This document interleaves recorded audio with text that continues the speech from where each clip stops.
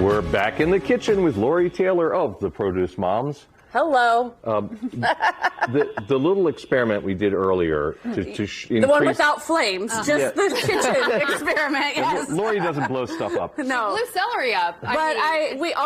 We had those 2 frozen stir-fry rice, vegetable fried rice dishes from, they're from Trader Joe's. So 16 ounces. Look at how we doubled the volume of the food simply by adding a pound of celery.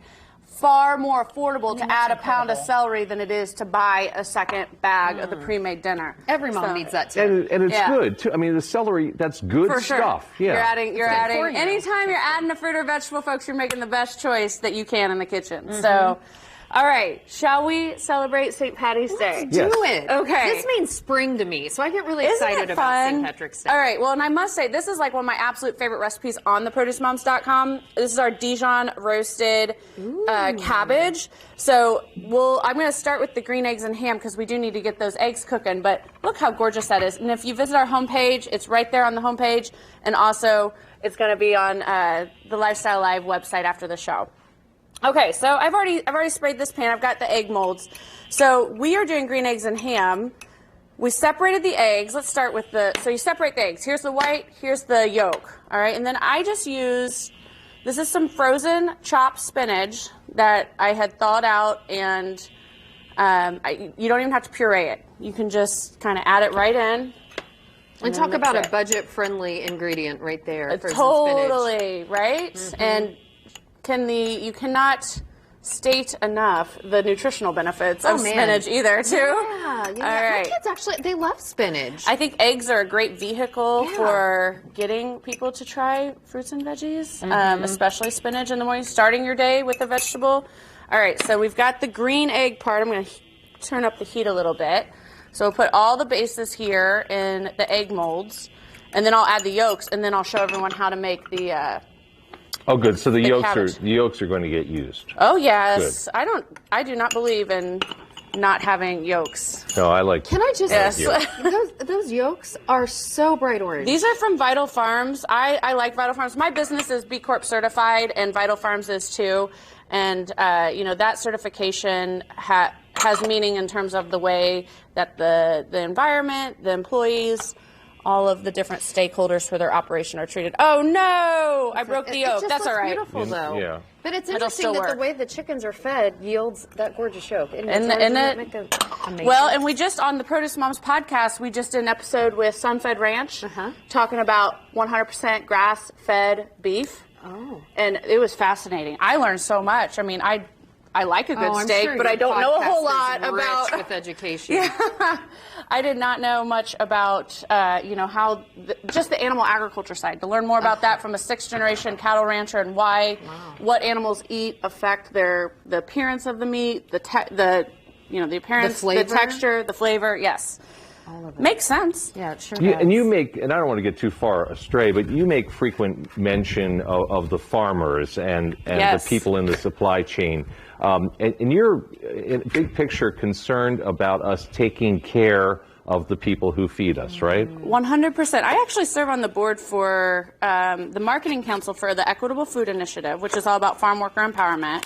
And then I also represent the United States as a board chair for Global Women Fresh, which is about stopping human trafficking and empowering women through agriculture. We have to make sure that our food supply, the thought that we got to know that our dollars are a force for good.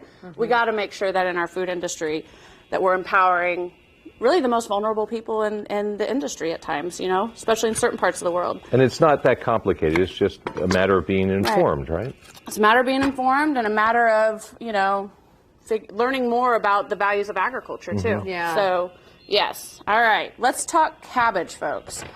All right. So we have this beautiful Dijon cabbage. So good. If you're not a cabbage fan, I promise you'll probably like this. One of my favorite ways to serve this is I just put it in a bowl with some Thousand Island dressing or some more of this Dijon sauce, and I add corned beef to it. And it's wow. Yes. Corned beef and cabbage. Yes. Perfect for March. Yeah. Yes. All right. So let's get this wedge salad. So I took the core out of the cabbage. All right. And then you're just going to run your knife through it. And one reason I love cooking with a vegetable like cabbage is it's kind of naturally rustic. You know, don't overthink it. Just get those wedges on the cookie sheet there.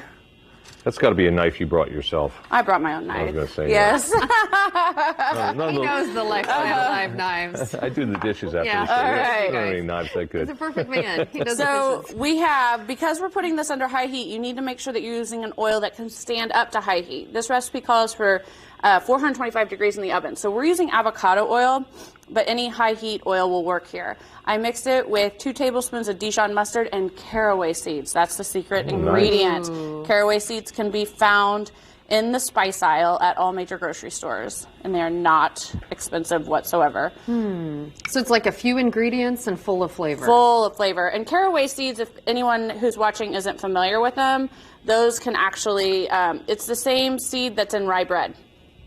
So a lot of sauerkraut. I love them. They kind of give that bite that makes you go, what is it? I know, it's so good. And then you just really like kind of get it on the cut side and on the top.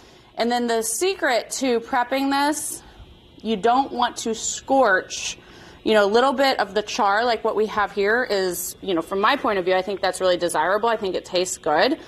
But 425 degrees, that's a hot oven, folks. Yeah. So you got to cook this cabbage for the first 30 minutes covered. So you can do that 2 ways. You can cover it with foil, or you can just simply use another layer of parchment paper and put a second cookie sheet on top of that, okay? And then 425, 30 minutes, and then you remove the cover for the last 10 minutes of the cook, and keep an eye on it because it'll get crispy real quick. And then you bring it. I mean, it's so good. So that's how you start it and prep it. Lori, we only have a few seconds left. I can't believe how fast that time went. So we have on our Instagram page the green eggs and ham. I probably cooked this at too low of a heat to start with. Let's see if this one's finished. It looks the whites aren't adorable. totally done, Yeah, but that's all right. Yeah, you can see how you can make green eggs and ham with spinach and then serve it up. And we brought Kentucky Legend, locally sourced. So that's another thing I encourage everyone tuning in today. Make sure that you are choosing local, empowering those American farmers. It's important. Love it. How do we access your podcast? We're on all major podcast platforms. There so you go. Apple, Spotify. And she doesn't know that I stalk her page all the time because even as a dietitian, I learned so much, get so many good ideas. Can you pass me that cabbage before we have to go so I can try some? Yes. Anything roasted like that is right up my alley.